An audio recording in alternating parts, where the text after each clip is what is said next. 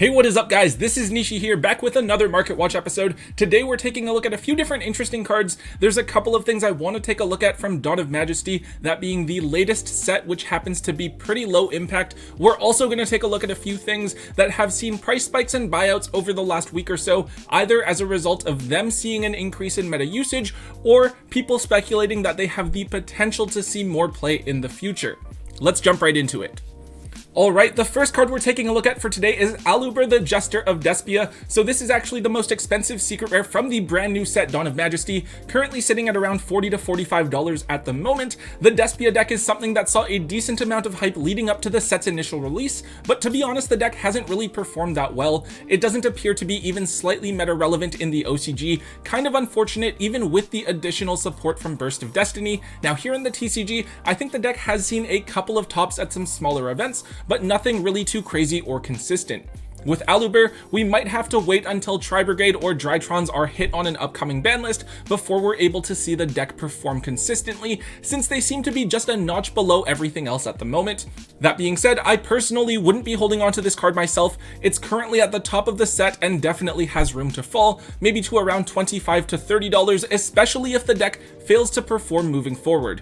I've heard a lot of people talking about how the deck will be good in the future and that it's only a matter of time before Aluber becomes a $60 to $70 card, which is definitely a possibility, right? But going just off of what we've seen in terms of TCG and OCG results thus far, this isn't the type of card that I would be investing into.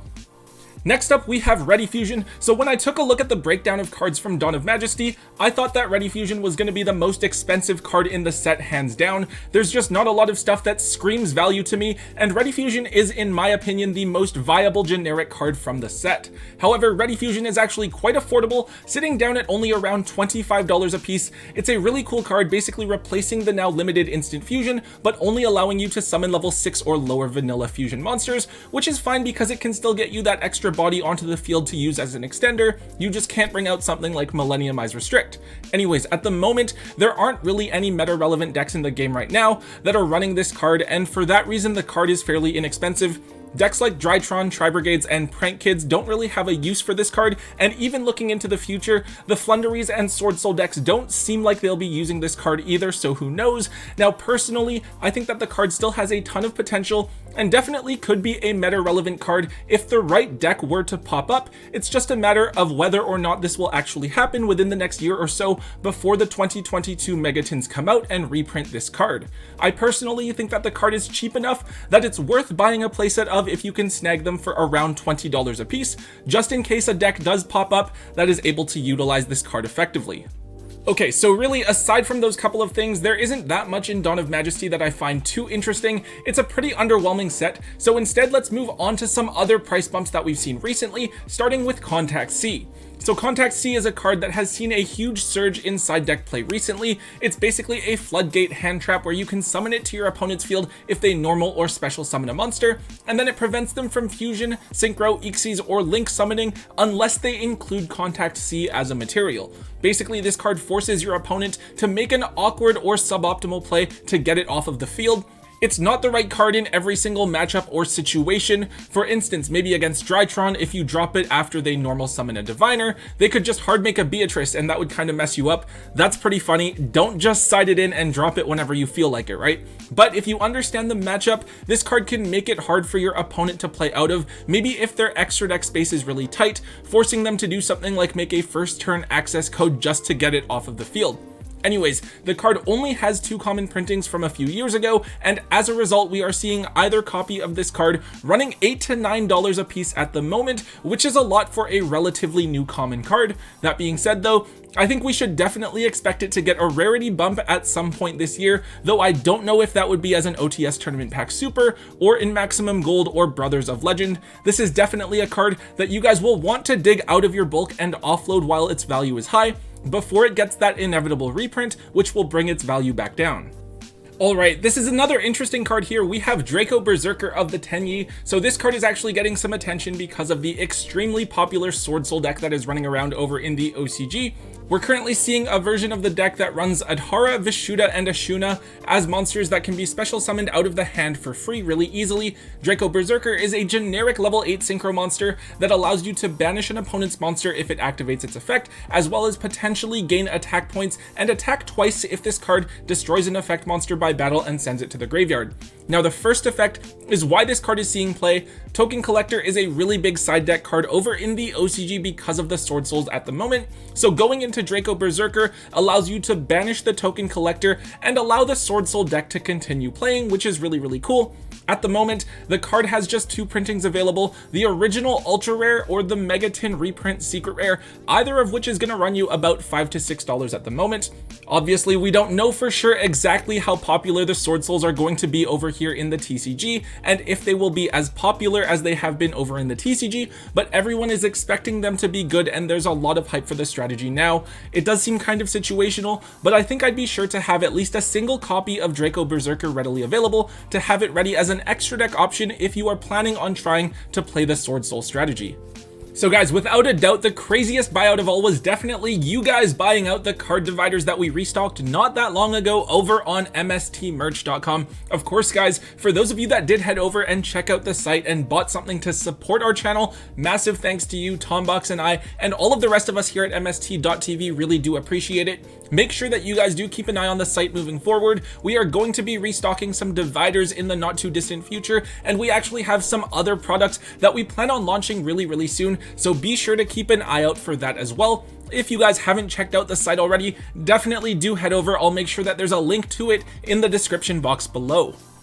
Okay, so this is a really weird one, but Multiplication of Ants is actually now a $3 to $5 common card. Over in New Zealand, there is a B-Trooper deck that actually just took a top 8 spot at a remote duel event, and that build just happened to run 3 copies of this card. It has a pretty simple effect where you contribute an insect monster to special summon 2 insect tokens to your side of the field.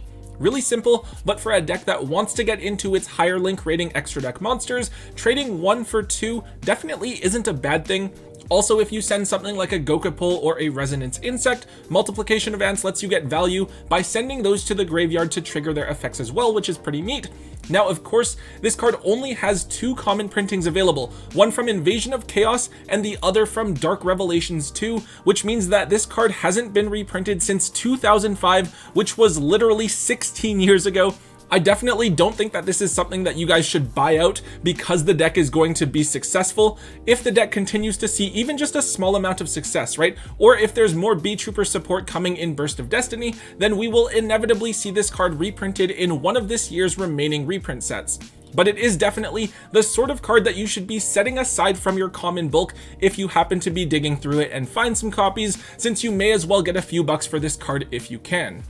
So this is a buyout target that I think everyone should already be aware of. It is Magician's Souls. Obviously, we've seen Magician's Souls get really expensive in the past. It was short printed in Legendary Duelist Magical Hero and was used in Spirals and Eldritch when each of them were arguably the best decks of their respective formats, though the card hasn't seen much meta play since then. The card fell even further in price when everyone was expecting Konami to announce Legendary Duelist Season 3, following up on Season 1 and Season 2, where people speculated that Magician's Souls could be reprinted. However, that announcement never came, and the card has remained fairly expensive. Now, however, with the announcement of the new Dark Magician support cards that we will be getting in the 2021 Megatons, Magician's Souls has jumped up in price once again, now sitting up at the $120 mark a piece. To be fair, the new support does look really cool, though it probably still isn't enough to make Dark Magicians meta relevant yet. However, the card remains one of the most iconic in the entire game, and there will be players that want to play the deck. Now, personally, I am expecting Magician's Souls to be reprinted in Maximum Gold as one of the chase cards, though obviously I can't say for sure that that's going to happen. But I do think that it would make sense for Konami to reprint Magician's Souls at a release time close to the other Dark Magician support in order to promote the sales of each of those products. So I'm definitely expecting Magician's Souls to be reprinted sometime before the end of 2021. Alright guys, the last card I want to talk about here is one that I'm not seeing too many people mentioning. It is Evil Swarm Exciton Knight. I remember when this card first came out, it was absolutely game changing since it was able to nuke the entire field on its own. Keep in mind that this was well before anything like Zeus or Evenly Matched was in the game, so it was kind of game changing at the time. Well, I've actually noticed that we are slowly starting to see Exciton Knight disappear from the market once again, I guess because of how similar it is to Zeus in that it has a quick effect that allows you to blow up the entire board, though you can't do it multiple times within the same chain. It's worth noting that in Grand Creators, we are getting a brand new rank 4 based archetype called the Exo Sisters, and I believe that this will be played as an extra deck option in the strategy to help the deck break through some boards. We won't know for sure until the deck comes out here, but the various printings of this card are starting to trend upwards in price. The original Secret Rare First Edition prints from Legacy of the Valiant are only around $12 right now, though according to TCG Players' sold listings, they have been selling for higher than that number fairly consistently. Also, the ultra rare reprints from Battles of Legend are actually up at $4 right now, while they were only $1 or $2 for quite some time. Right now, I would definitely consider picking up some copies of the Megaton Secret Rare reprints, which look really similar to the originals but are only $5 to $6 a piece. The downside here though is that you can tell which is the original or reprint by the location of the first edition stamp on the card. Definitely something that has the potential to be really cool in the future, and I would actually argue that Exciton may see even more demand if people were to look at playing it in past formats as well, since the card, especially the original first editions, seem pretty undervalued for what they are. If you guys are wanting to play Exo Sisters when they do come out here in the TCG, this might be a card to keep an eye on and pick up a copy of while it's still fairly affordable.